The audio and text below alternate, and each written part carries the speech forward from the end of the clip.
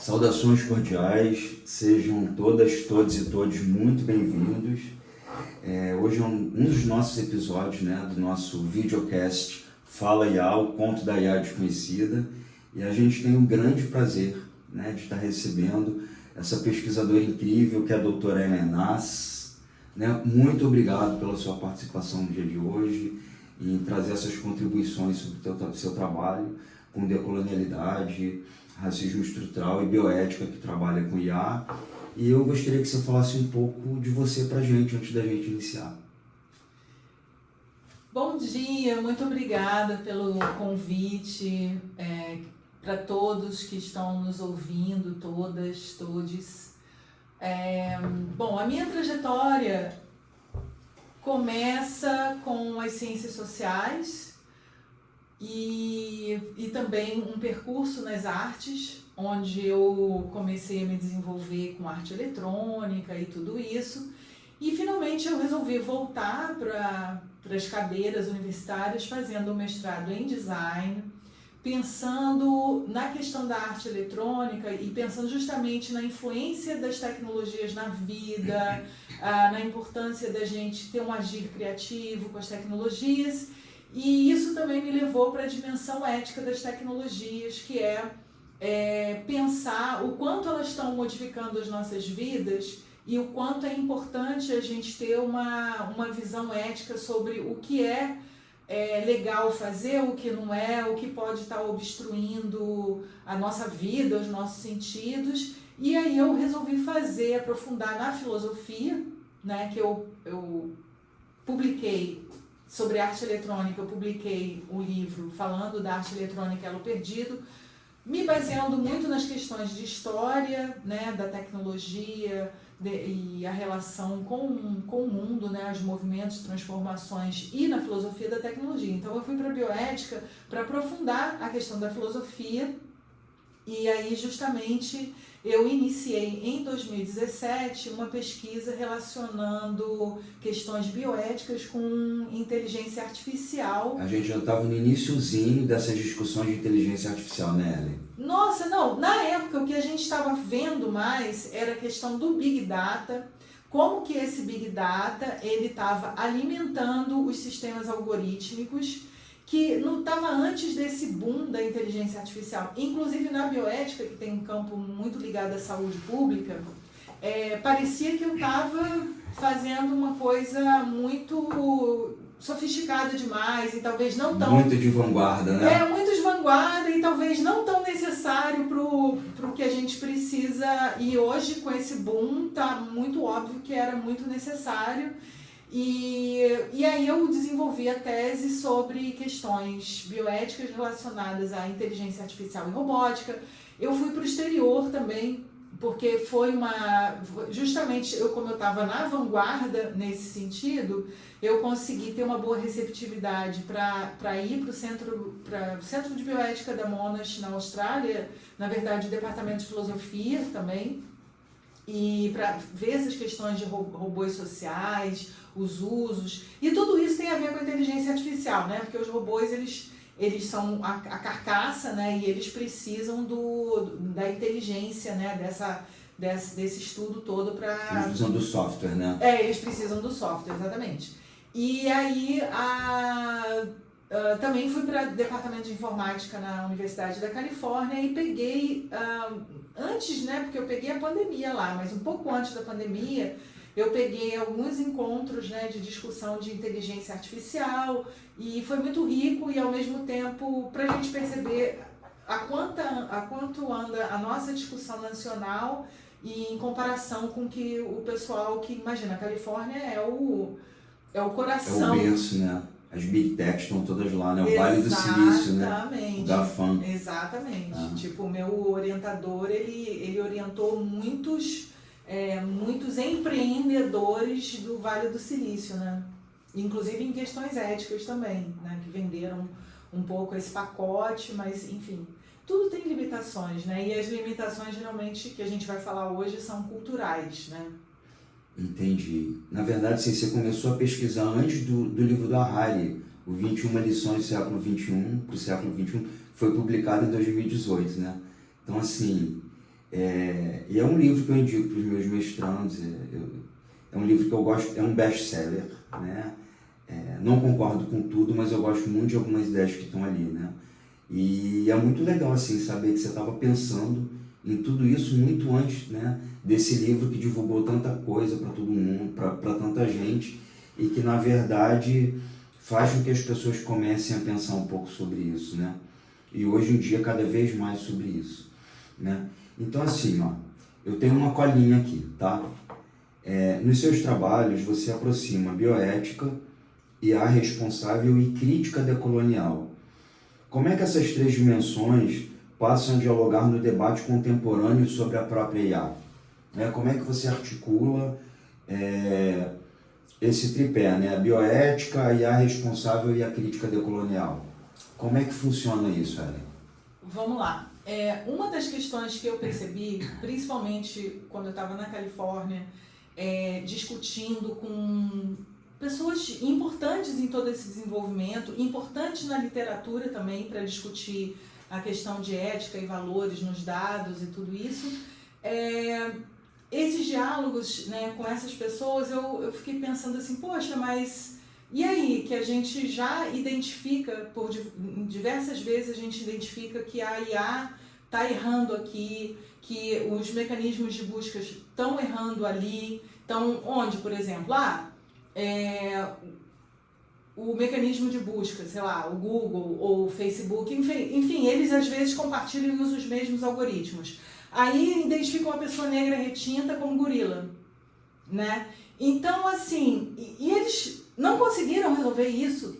Eles tiveram que simplesmente tirar esse tag, essa classificação. Ou seja, se alguém estiver pesquisando a classe de gorilas, na verdade, vai ter problemas. Ou assim, eu estou falando, né, várias questões e a gente, ao longo dos anos, a gente nunca sabe o que foi modificado já, o que conseguiu, né? Porque isso aí tá em processo, né? Então, o que eu estou falando, até algumas questões até onde eu acompanhei. Então, essa questão do gorila é uma. A questão, por exemplo, do Google, né? O Google é uma plataforma que é voltada para uma cultura de consumidor, e uma cultura de consumidor também que tem valores. Então, a Safia Noble, ela foi lá, uma pesquisadora da Universidade da Califórnia, Los Angeles, ela foi lá e pesquisou mulheres negras. E aí apareciam coisas pejorativas, extremamente sexualizadas, extremamente vulgares e etc e tal. E aí ela pensou, ela disse que estava com as sobrinhas, né, na sala, e ela pensou assim, bom, e aí, o que vai ser das gerações mais novas, né, pesquisando isso, achando que é uma enciclopédia? Uhum. E aí ela fez um trabalho sobre isso. Então, esses são alguns dos exemplos. Lembrei de mais um também, que é de misoginia, que foi uma influencer daqui do Brasil. Eu estava lá na Califórnia, então não é uma pessoa que eu conheço, mas é uma menina que canta e que tinha muitos seguidores. Uhum. E ela botou lá, mulher solteira, e aí o Google entregou prostituta meretriz. Tipo assim. E eu tava lá na Califórnia e falei, epa, peraí, deixa eu... Absurdo. Aí eu lá, na mesma hora, sei lá, isso foi 2020 ou 2021, eu na mesma hora fui lá e printei, porque eu falei, não, deixa eu pesquisar. E olha que ela pesquisou isso aqui no Brasil e eu tava lá nos Estados Unidos, na Califórnia, mas eu consegui o mesmo resultado do Google. E aí eu já printei, né, isso é uma coisa que na época eu coloquei em algumas publicações que eu fiz, né, citei essa situação.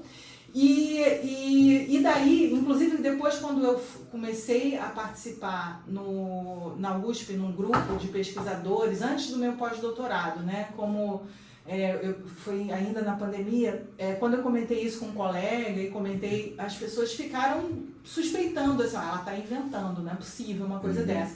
Aí eu enviei, olha aqui, tem matéria. Você tinha o print? Não só o print, saiu matéria também, né? Entendi. Saiu matéria com o Google se explicando que eles usam o dicionário Oxford e tal. Aí eu ainda, numa das publicações, ainda coloquei assim, só não está explicado por que botou em destaque prostituta meretriz, que que tem um significado pejorativo, primeiro, por que mulher solteira tem dentro do dicionário, né, um sentido pejorativo? E depois, por que está em destaque? Né? Porque você coloca homem solteiro e aparece que não casou, né? A pessoa que não casou. Então, assim, mas se você colocasse na língua inglesa, já não vinha esse resultado. Já vinha um resultado mais crítico, enfim, mais parecido.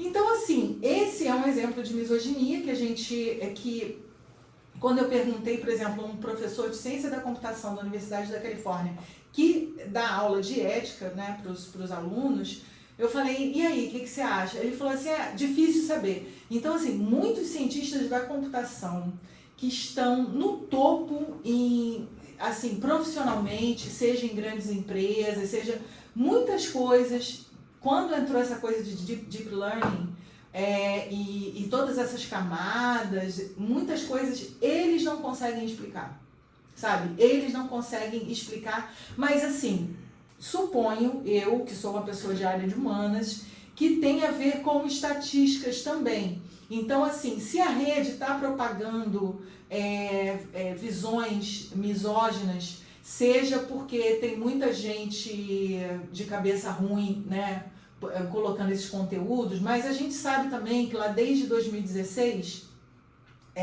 tem também uma questão de uso de bots, não, acho que talvez até antes.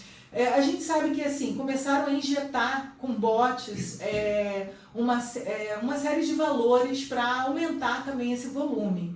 Então tem a ver com estatística também, tem a ver com quem está por trás das tecnologias, injetando esses valores com interesses políticos, com interesses financeiros. Então vamos chegar à bioética, né? Tá, deixa eu te fazer uma pergunta, tá?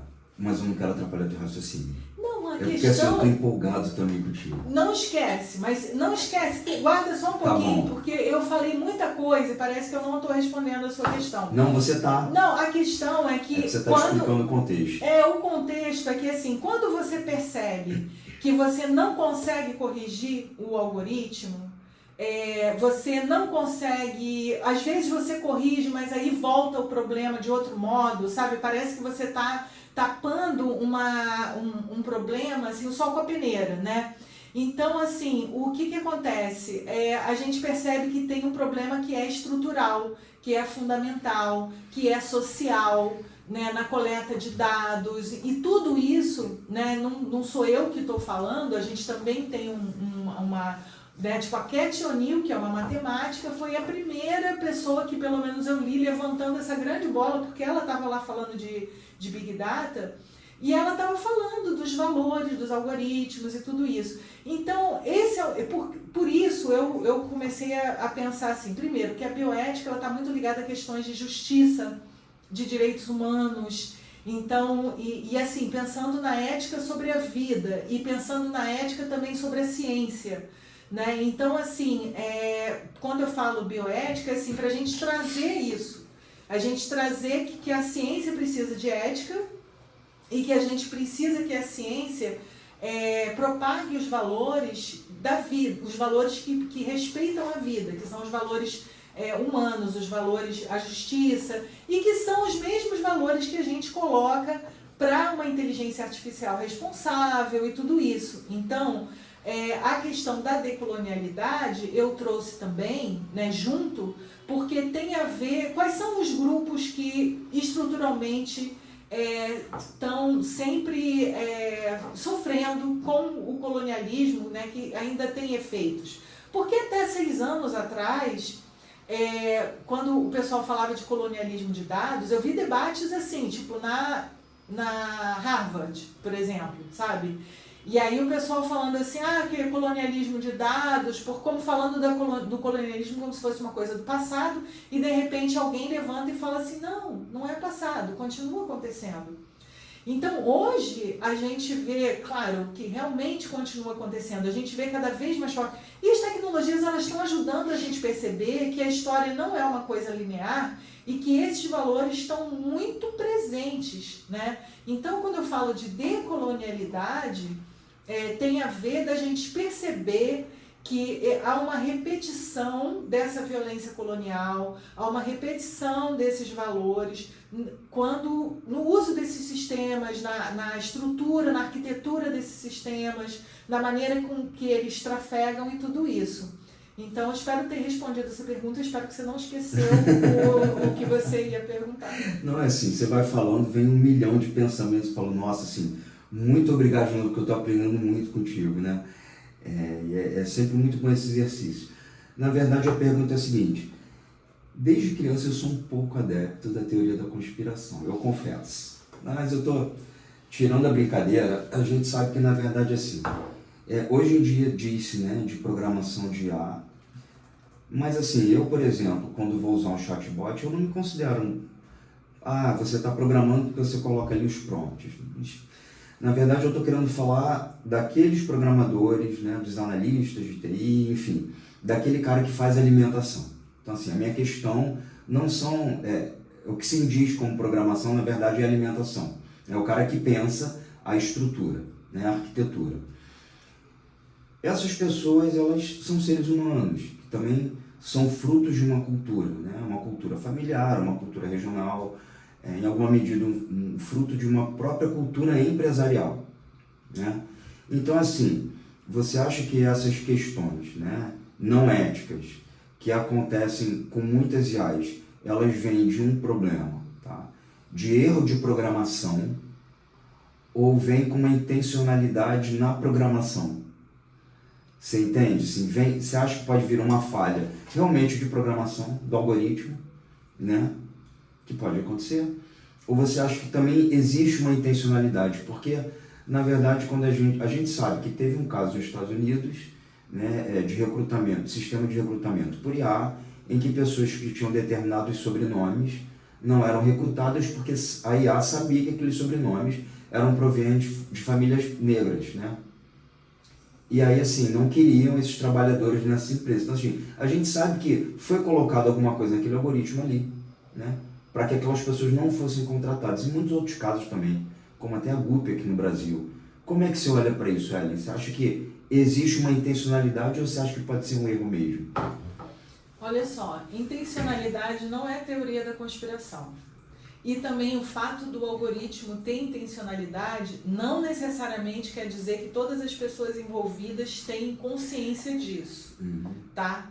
Então, assim, existe uma intencionalidade, sim, porque, assim, para você corrigir um problema de dados, um problema estrutural, você tem que chegar na frente. Então, a Cathy O'Neil mesmo, vários debates que ela deu, assim, palestras que ela deu, ela falava, eu sou uma matemática. Eu não acho que todas as pessoas que estão fazendo algoritmo, né, estão criando e que estão na ciência da computação, que estão trabalhando nisso, são pessoas que querem propagar desigualdade, que querem propagar preconceito, etc. e tal. O que acontece? Né? Primeiro, as pessoas precisam, isso é uma coisa que a gente precisa levantar essa bola.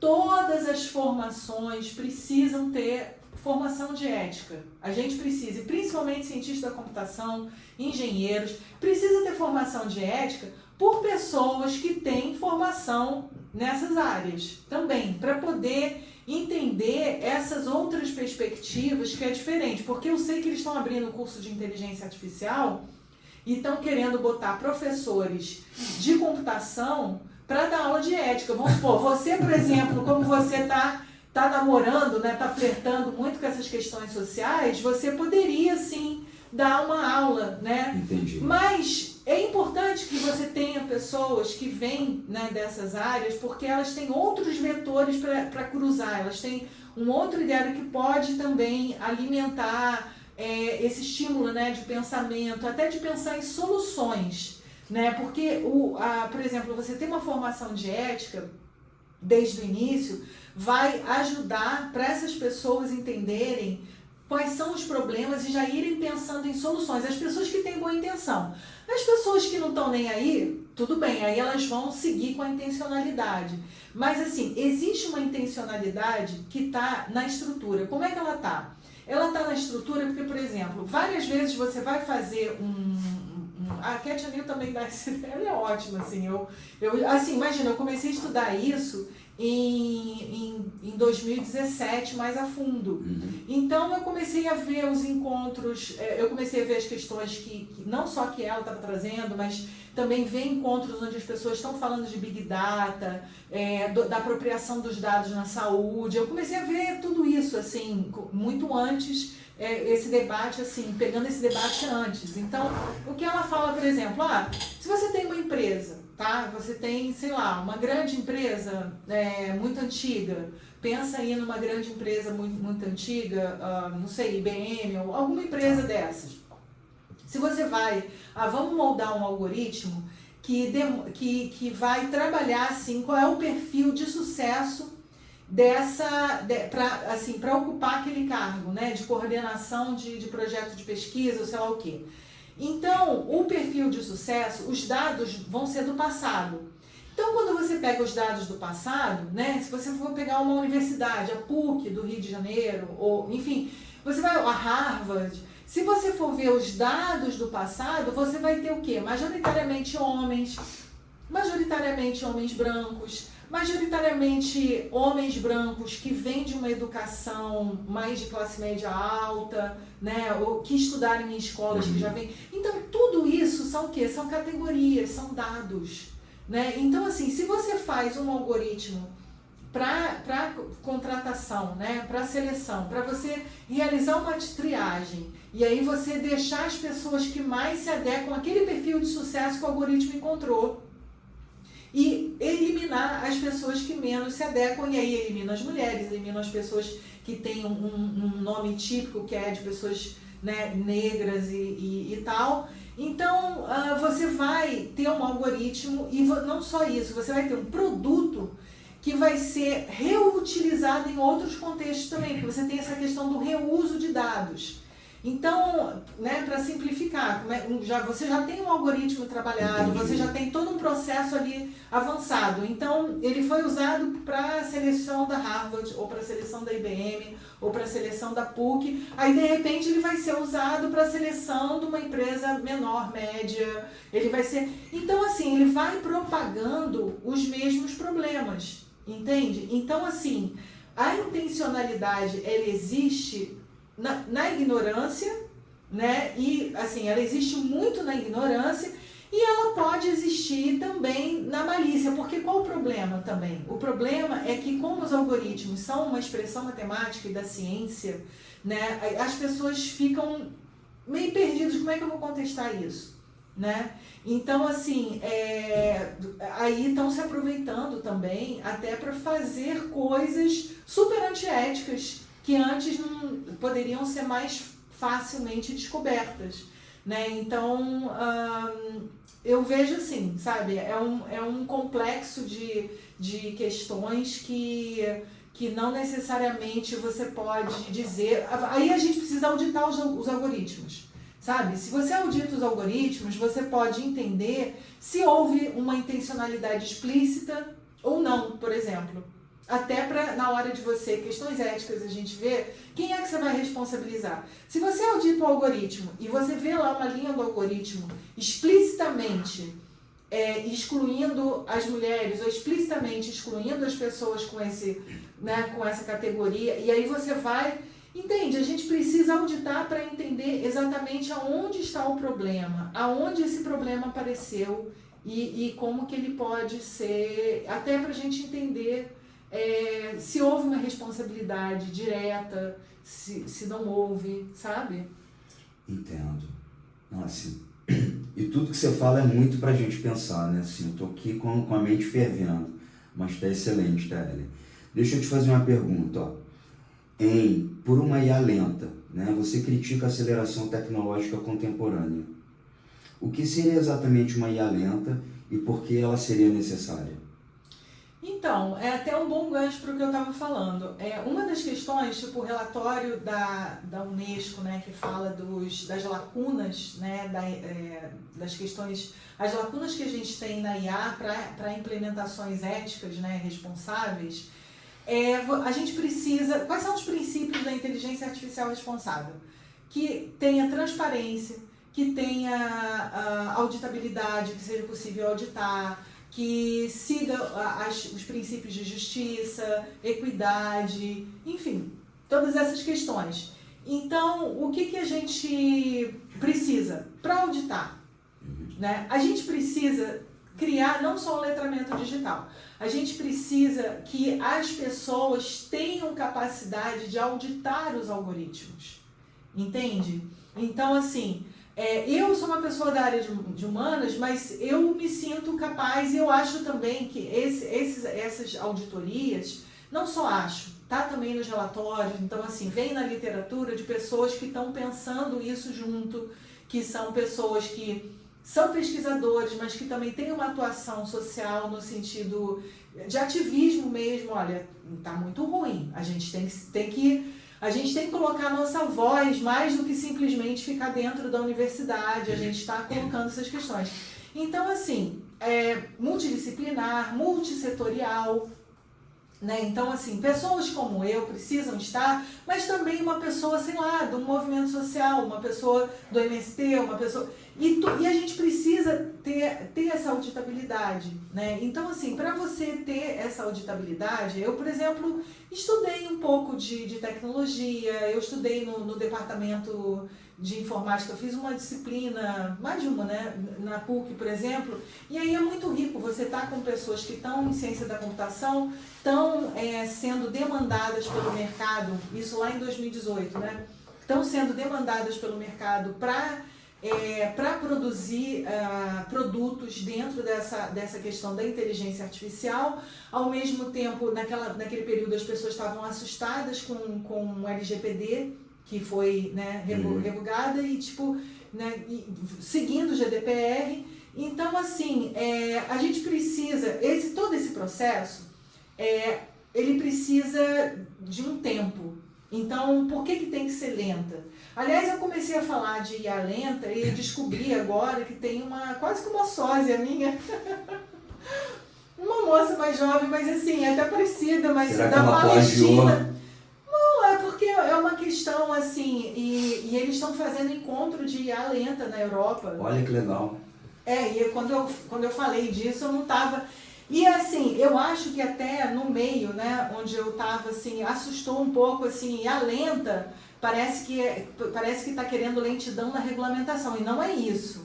A gente precisa de regulamentação o mais rápido possível, e não é rápido porque o mercado não tem interesse nessa regulamentação, porque a regulamentação está pegando em pontos que interferem realmente nos interesses de mercado. A gente tem algumas regulamentações, né, que é da União Europeia, da Unesco, aqui no Brasil a gente tem alguma coisa, mas a velocidade que a IA se desenvolve é muito mais rápida que a própria regulamentação, né? Então... E aí muitas questões acabam sendo abarcadas e que não dão conta dessa velocidade, né? Então, de fenômenos que decorrem a partir disso. Né? É por isso. Então, assim, eu tenho falado ultimamente que a ciência da computação, me parece que é a única ciência que tem um privilégio de colocar, colocar produtos ou ideias e intenções para o público, né? Para a interação humana, sem passar por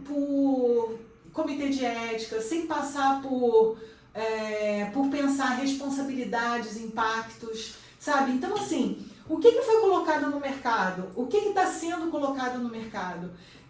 Algoritmos que prejudicam as pessoas em contratações de trabalho, e não só isso. Não é só uma oportunidade de trabalho que a pessoa perde, ou então uma pessoa, como a Cat O'Neill também trouxe esse exemplo lá, que a Prefeitura de Nova York, isso há 10 anos atrás, né, contratou lá uma empresa para dizer que professores iam ficar no sistema e quais iriam sair. E aí, quando você vai ver, pegou as pessoas mais velhas, pegou as pessoas que vinham, sei lá, de comunidade latina, que vinham de bairros mais pobres. Para mandar essas pessoas embora. Acabou pegando por causa dessas questões estruturais que vão ficando embutidas, Entendi. né? E aí o que ela falou assim, enfim...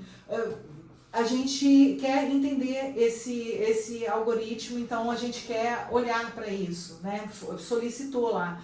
E aí o pessoal responde, né, das autoridades, né, da prefeitura, fala, vocês não vão entender, é matemática. Ela falou, mas eu sou matemática, eu quero auditar o algoritmo, eu quero olhar para isso.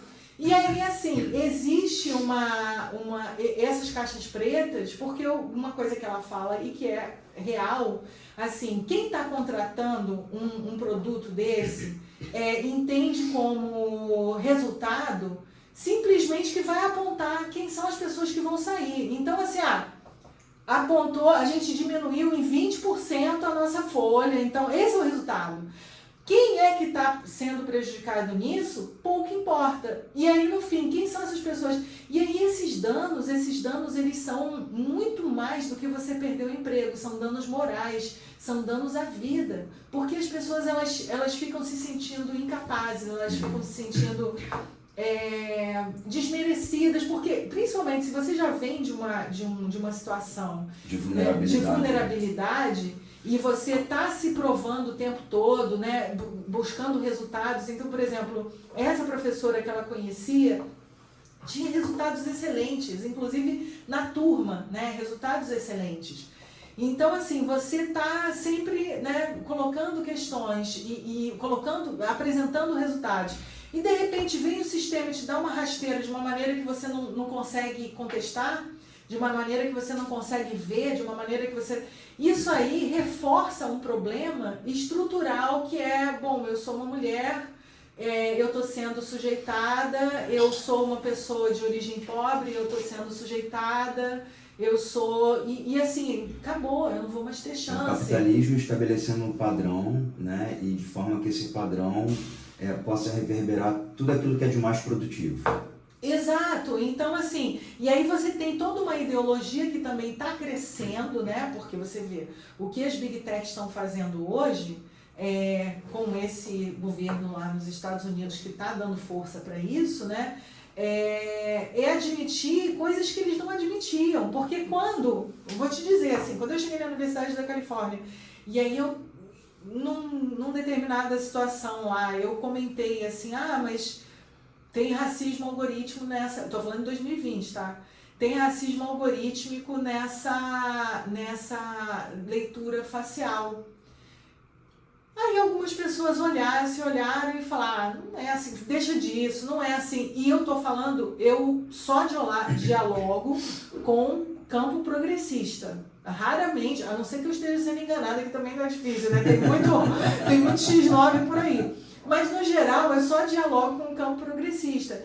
Então, quando eu vi isso, eu como brasileira, né, imagina, na Universidade da Califórnia, eu fiquei um pouco me sentindo, vamos dizer, sem graça, né? Eu falei, putz, será que já corrigiram? Mas você acha que você percebeu isso exatamente pelo fato de você ser brasileira e essas questões serem muito marcadas pra gente?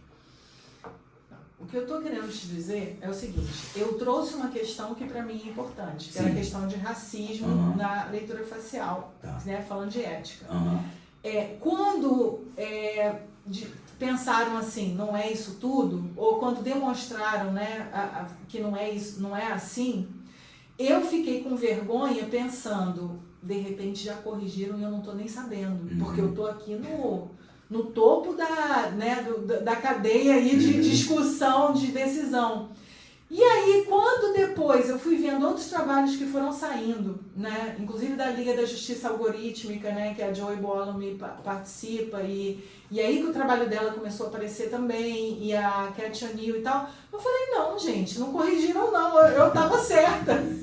Eu estava certa com o meu questionamento, e aí o que eu estou querendo te dizer é que, assim, há 6 anos atrás, ainda era legal ser democrata, ainda era legal, sabe, manter algumas coisas. Então, quando a gente colocava algumas questões que interferem na produtividade, né, dessa indústria da inteligência artificial, porque essas questões interferem na produtividade, porque as pessoas têm que dar um passo atrás para tentar corrigir erro. Sim. Passo atrás para tentar corrigir Isso erro. demanda tempo, né? Demanda tempo, né? Voltamos aí na questão do que é lento. Então, o que eu tô te colocando, hoje, eles estão abertamente, inclusive, hoje abertamente estão explicitando que não querem que seja contabilizado no desenvolvimento da inteligência artificial questões de diversidade cultural,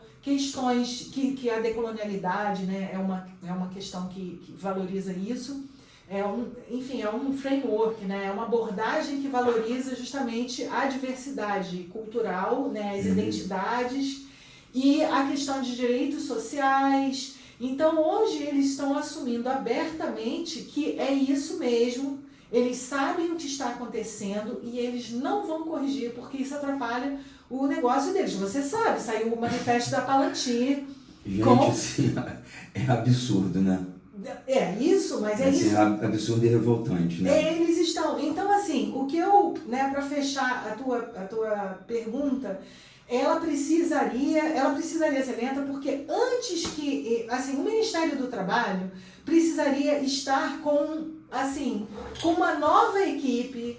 A gente precisaria de força-tarefa em todos os ministérios, em todos os governos dos estados, para auditar os algoritmos que estão sendo utilizados no trabalho, que estão sendo utilizados na educação, que estão sendo utilizados na saúde, sabe? Em todas essas áreas a gente precisa entender por dentro o que está acontecendo, entender se isso pode prejudicar, se não pode prejudicar. Então não tem como você fazer isso sem ser uma IA lenta, sabe? Entendo. Porque assim, tem inteligências artificiais que aí o usuário comum que quer se divertir, eu quero uma IA, que são as piores, a IA de companhia, né? Essas são as mais complicadas. Mas assim, você fala, é o livre-arbítrio da pessoa, mas tem coisa que não é livre-arbítrio, né? Quando você acessa o sistema de saúde, você não tá no livre-arbítrio em relação ao que vão fazer com os teus dados, se vão usar os teus dados para tratar uma inteligência artificial. Quando você acessa um sistema financeiro, né, o banco, ou sei lá o quê, você não está no livre-arbítrio, né? Você não tem a decisão de estar fora disso. Né? Se o governo está fazendo uma conectividade geral, os governos todos, você não tem um livre-arbítrio. Se tem câmeras de segurança, câmeras, né, de reconhecimento facial em tudo quanto é lugar, você não tem livre-arbítrio.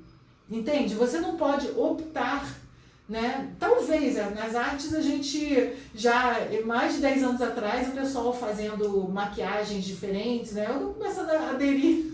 Mas assim, e no geral, você não tem livre-arbítrio. Quando você vai acessar um sistema que você está precisando de um emprego e você quer aplicar para o emprego, né? Você não tem livre-arbítrio. Se eles escolheram aquela plataforma, é aquela plataforma. Então, assim, a gente precisa auditar que plataformas essas empresas estão usando, mesmo no setor privado, sabe? Porque, assim, senão você está ferindo com os direitos sociais, com os direitos, com a justiça. E para você essa auditoria, ela viria por meio dessa IA lenta? Claro, porque você precisa ter uma formação, você precisa formar, sabe? A gente precisa criar um ambiente, né, a nível institucional, em que a gente vai criar um planejamento. Nesse planejamento a gente vai ter, as pessoas podem se inscrever de todos os setores, vão ter que ser feitos editais, e assim, aí eles querem investir milhões, bilhões em aplicar diretamente uma inteligência artificial, mas não querem investir na segurança, né, sobre a aplicabilidade desses sistemas. Então, assim, uma parte desses recursos tem que vir para você criar editais, para você ter profissionais qualificados numa visão multidisciplinar, para você abrir inscrições para as pessoas ganharem um certificado. Já estou falando ideias, né? Entendi. Já estou falando ideias minhas, né? Para as pessoas ganharem uma certificação de auditor então a gente agora vai auditar os softwares que estão sendo utilizados nas empresas para triagem de trabalho. Agora a gente vai auditar os softwares que estão sendo utilizados na saúde. A gente vai auditar os softwares que o pessoal da educação, e também pensar como é que está sendo utilizado na educação, no dia a dia da educação, quais são as IAs que as pessoas estão usando, entende? Então a gente tem muita coisa para fazer, por isso seria lenta. Ela seria lenta no sentido de que a gente precisa respeitar. Isso não quer dizer que a regulamentação, pelo contrário, a regulamentação ela deveria estar contemplando essa lentidão, né, que a gente Entendi. precisa.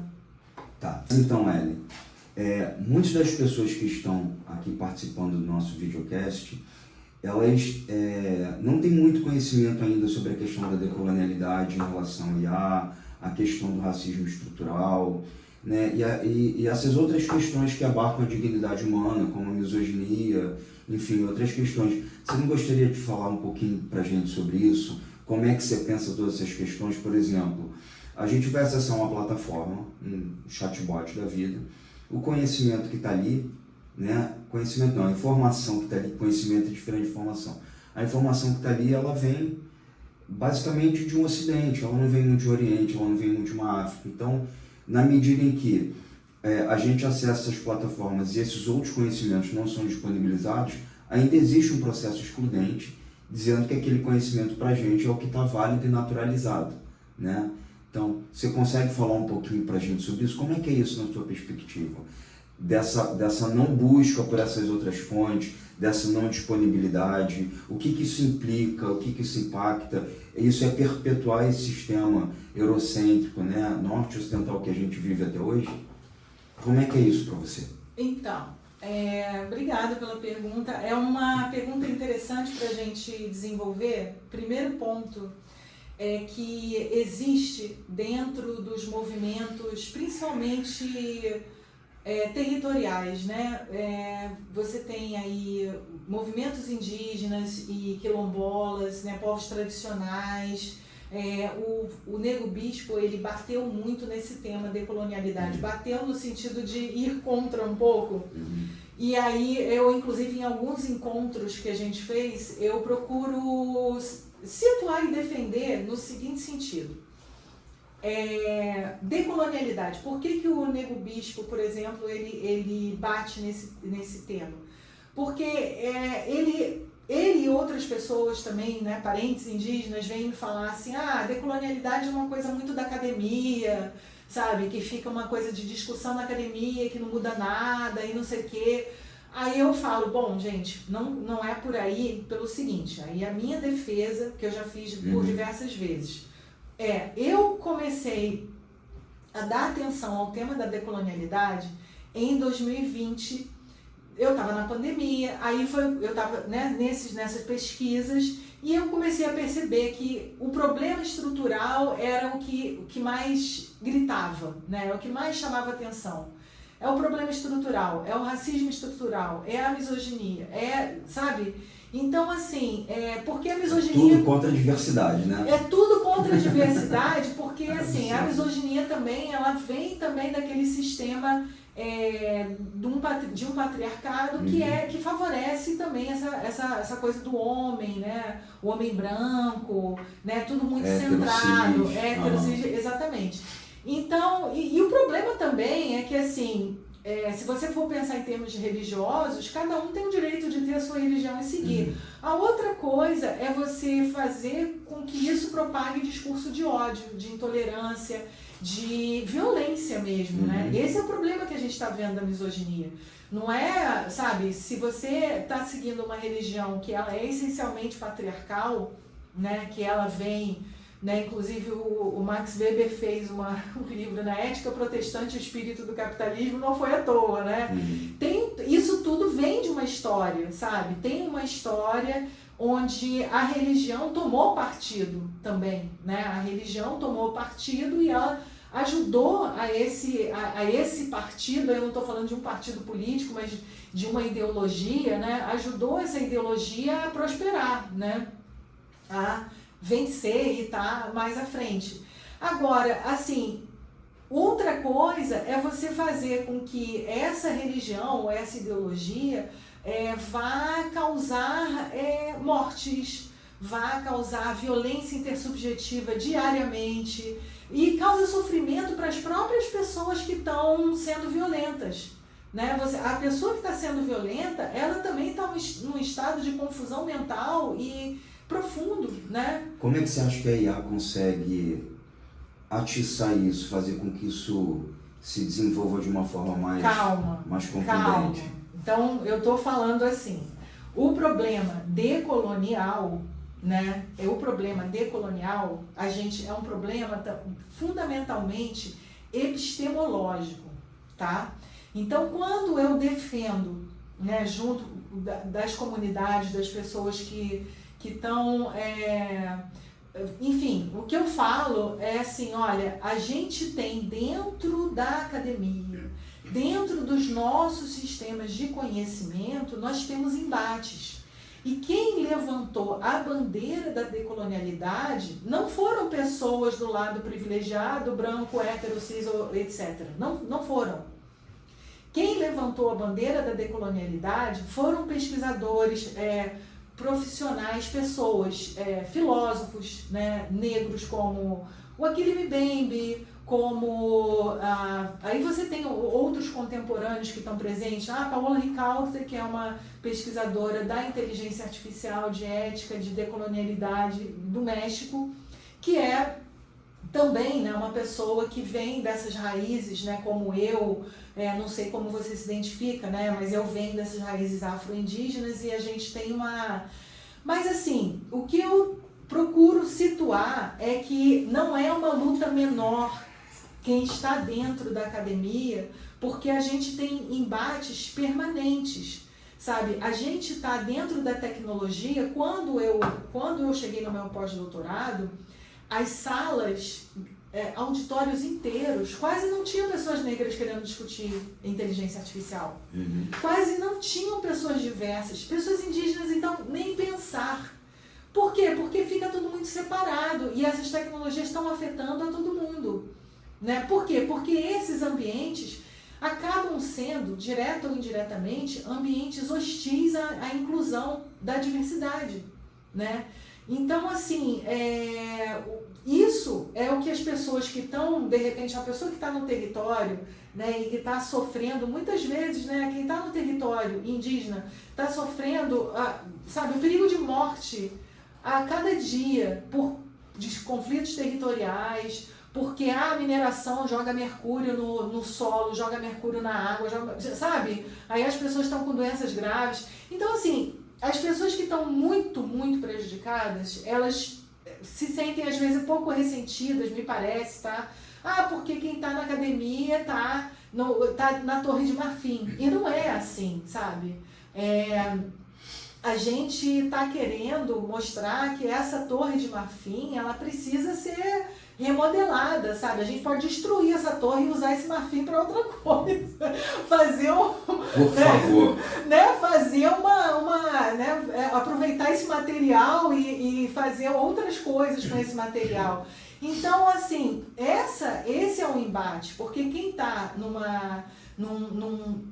ponto alto, né, do privilégio, dentro desse sistema epistemológico, também não quer mudar. Sempre vai, né? Sim, né? Então é importante que as pessoas que estão se sentindo muito mais prejudicadas do que quem, né, está conseguindo ter acesso a esses sistemas de conhecimento, a essas salas, né, de discussão, nos fortaleçam também, porque a gente está também numa esfera. Agora, assim, então eu estou te falando, o primeiro problema que eu acho importante pontuar, que você já, na hora que você perguntou, você já falou o que é a decolonialidade. Uhum. Mas eu só quis colocar isso para deixar muito claro que o debate decolonial é um debate epistemológico, e aí é esse debate que, sem ele, a gente não consegue promover uma inclusão com pertencimento aos espaços, sabe? Porque, assim, você receber uma pessoa indígena como cota, e aí falar qualquer coisa que ela fale, você não está ouvindo, deixa falar, é diferente de você preparar o território para um diálogo onde todas as partes vão buscar dialogar, vão buscar tornar aquilo um conhecimento. Vamos dizer, essa transmutação seria uma transmutação que a decolonialidade almeja, que é você não só receber, né, de uma maneira inclusiva, receber alguém, mas você ouvir e você entender também que alguns conhecimentos, eles não precisam ter diploma, né? Você respeitar, por exemplo, um amigo meu, né, que é também, eu falo afro-indígena porque é essa, né, essa coisa do cafuso, né, que usava o cafuso, o caboclo, enfim, não é que não é branco, né, mas que, né, que no Brasil fica confuso, né, o que é.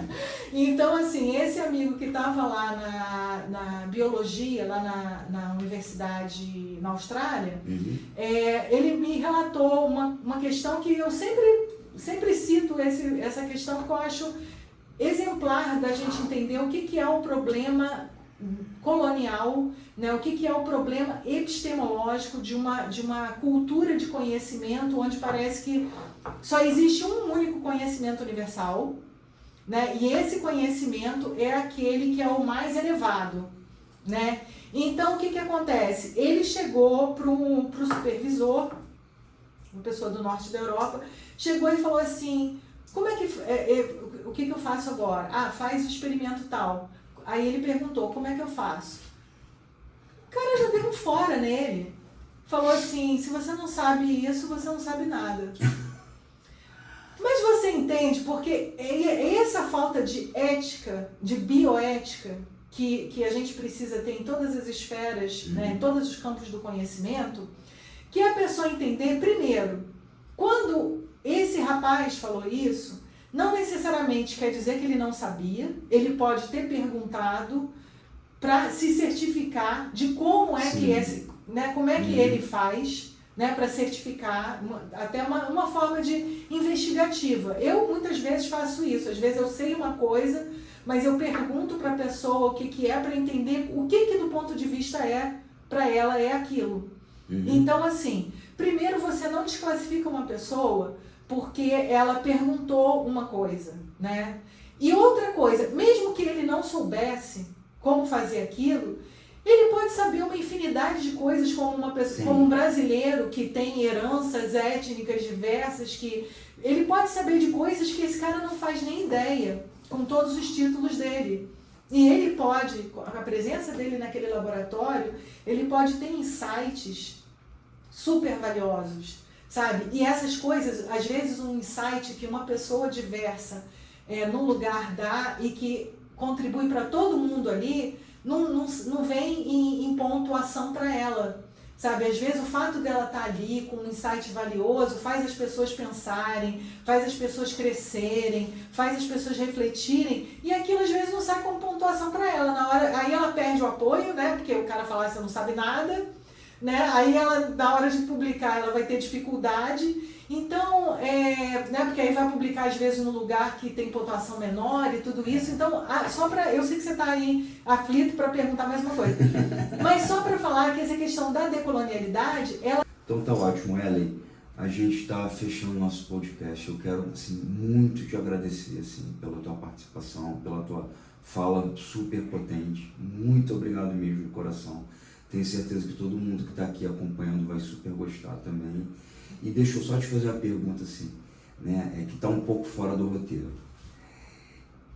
Como é que você vê essa discussão, por exemplo, da decolonialidade para daqui a 50 anos? Você acha que já evoluiu? Olha, eu não tenho capacidade para falar daqui a 50 anos, que eu nem sei se estarei viva. Outro dia eu li um físico falando que a humanidade não vai, mas enfim, sempre tem essas coisas apocalípticas, né? Eu espero, vamos pensar daqui a 10. Vamos. Eu coloquei 50 porque assim, tudo ocorre numa velocidade tão veloz, né, que 50 é algo agora já muito distante, né? E sem contar que a IA, ela está trazendo longevidade pra gente, não é possível que a gente sobreviva, né? Eu não sei se a IA está trazendo longevidade. Aliás, ficou aquela tua pergunta, né, que eu te cortei porque eu queria continuar, que você falou assim, quanto a IA está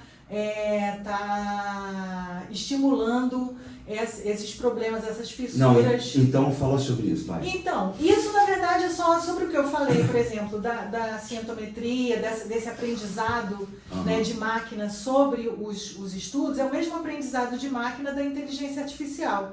Então, o que acontece? Você vai ter a gente já está tendo uma cultura moldada, e esse é o problema. É uma cultura moldada em uma monocultura, em uma visão universal de conhecimento, uma visão universal de ser humano. Uhum. Então, uma visão universal de estética, do que é bonito. Uhum. Então, assim, primeiro, quando a gente pesquisa, né, veja bem, um exemplo, né, que quando eu me dei conta, eu fiquei chocada. O livro do Freud, né, O Mal-Estar na Civilização. Quando você vai ver a tradução do alemão, né, e você vê a tradução francesa, tudo tem a ver com esse conceito, que é o mal-estar na civilização. Uhum. Já a tradução inglesa é a civilização e os seus descontentes. São coisas diferentes. Bem diferentes. Por quê? Porque os descontentes, você joga para o indivíduo. Assim, a civilização é uma coisa que está dada, e aí você joga para o indivíduo você estar dentro dela ou não, sabe? Teve uma intencionalidade maliciosa aí? Há uma intencionalidade na tradução, né? Então você tem uma intencionalidade na tradução. Então essa intencionalidade na tradução, ela é um aspecto cultural, né? É um imaginário social cultural predominante dessa cultura, né, anglo-falante, né? Então, assim, se você tem isso também vai... E eu experimentei isso num artigo que está para sair, mas enfim, coloquei ali para falar, assim, para traduzir na inteligência artificial. Antes eu usava uma outra ferramenta que é a inteligência artificial também, mas não era a inteligência artificial completa que entrega tudo mastigadinho. Entendi. E você aceita ou não aceita. Antes eu usava aquela, que é caríssima, que era quando eu estava na Califórnia, né? Tipo, eu usava, que era você coloca o seu texto, aí vai te dando algumas dicas de melhorar com clareza e tal. Aí, enfim, eu comecei a usar a inteligência artificial para isso, colocando trechos do meu texto, e aí colocando essa questão, assim, olha, como é que, assim, coloquei lá o meu texto falando das questões da população, das populações vulnerabilizadas e que mais sofrem com racismo ou preconceitos e, enfim, alguma coisa assim. E aí a inteligência artificial colocou os povos, eu não lembro exatamente como eu coloquei, mas eu coloquei justamente nesse sentido dos povos que foram colonizados e tal. E a inteligência artificial devolveu a tradução colocando os povos conquistados. Então, essa visão de conquista já é um juízo de valor, que é um prêmio, né? Quem conquistou que tem o mérito. É o mérito, né? É um povo que foi conquistado por mérito. Então, qual é a verdade, de fato? A verdade não é mérito, a verdade é que chegaram povos com um poder bélico, se utilizaram da boa-fé também, né? De dialogar, dos povos indígenas que procuraram dialogar muitas vezes e etc e tal. Então, isso tudo, ele vem empacotado. Então, às vezes, eu já também, agora tô dando aula para uma turma de memória e acervo, e aí a gente está fazendo uns exercícios também com a inteligência artificial. E aí eu vejo que a inteligência artificial, às vezes, produz um vídeo, e às vezes na fala, né, fazendo como se fosse um podcast, uma coisa assim, aí usa umas palavras assim mais animadinhas, mais coloquiais e tal. E aí eu vejo que às vezes troca uma palavra, diferente até do que a própria inteligência artificial colocou ali no texto, né, e troca por uma outra que às vezes são coisas diferentes. Sabe, não quer dizer exatamente a mesma coisa. E aí a gente pensa, qual é a capacidade crítica que as novas gerações vão ter se elas estão sendo formadas dentro dessa confusão semântica, né? É uma confusão total, né? Que tá sendo gerada, e as pessoas não... isso tudo não vai importar mais, né? O significado das palavras, o que as palavras trazem. Eu acho isso tudo muito estranho. E, só para complementar, afinal, é a parte estética também. Eu tenho visto muitas pessoas, até parentes indígenas, pessoas jovens, estão usando muita inteligência artificial porque ela entrega, muitas vezes ela entrega uma coisa tudo prontinha, né? Um desenho perfeito. É muito tentador. Mas assim, a gente está propagando uma cultura sintética e de uma suposta perfeição que não tá, sabe, a gente está deixando de produzir, sabe? É melhor você botar no papel e no lápis e fazer um grafismo, por exemplo, sabe? Ou fazer uma colagem, sabe? Outras técnicas do que você fazer aquela perfeição de cartunista, que aliás os cartunistas estão muito chateados também, porque estão roubando o trabalho deles, a criatividade, tudo isso que eles aprenderam a fazer no passo a passo. Uma galera foi demitida da Disney, você tá sabendo, Então, é isso. Então, assim, eu acho que tem que usar com moderação e com visão crítica, entende? Em alguns contextos, pode facilitar, pode agregar, mas, entende? E aí, isso sim, está fortalecendo uma monocultura e está formatando a nossa capacidade cognitiva para aceitar coisas sem uma crítica e sem entender, né? Sem entender os impactos, né? Por que você vai estar o tempo todo entregando para as pessoas aquelas imagens sintéticas, sabe? Por que você vai estar o tempo todo usando inteligência artificial sem entender o que aquelas palavras estão exatamente querendo dizer, sabe? É isso. Tá bom, Ellen, então a gente chega ao fim do nosso videocast. De novo, assim, ó, muito obrigado pela tua participação, pela tua potente fala. Eu que agradeço. Obrigada. De coração, tá? Sim. Então, gente, é isso. Um grande abraço. Abraço tá? a todos. E até o próximo episódio.